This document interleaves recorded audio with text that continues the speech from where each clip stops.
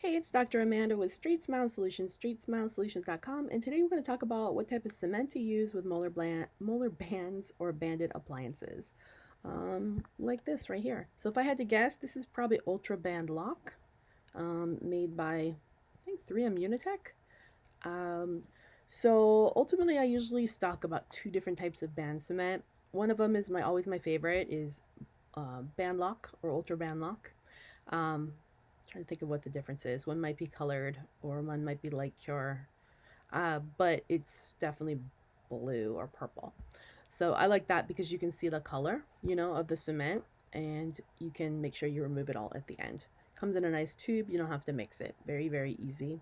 It's pretty strong. It's definitely strong enough as long as you fit the bands right. Now, if the bands are floating, first of all, if the bands are floating, you probably need to pick a different band.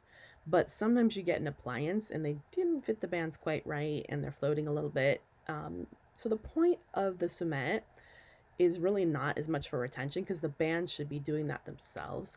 It's to fill in the gaps and the voids so that you're not getting food and decay happening, you know. You don't want to use crown cement on bands because you'll never get them off. So definitely that's a no.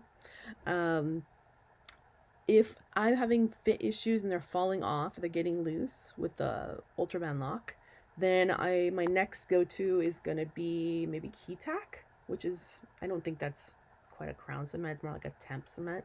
If I remember correctly, most doctors have key tack, the powder liquid, you mix it on a pad kind of thing, kind of old school cheap.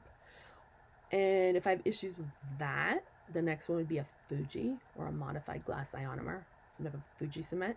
So that's kind of my step of doing it. Obviously, the more stronger it's getting, the more difficult it's going to be to get off at the end, which can be really uncomfortable for the patient. So, and do keep in mind if you are banding baby teeth, you're probably not getting that off. So, um, sometimes I do band baby teeth if it's like a really young phase 1 patient. I'll band baby E's, AJ, K, and T, but only if they're really, really young. So, anyways, hopefully that was helpful. Thank you.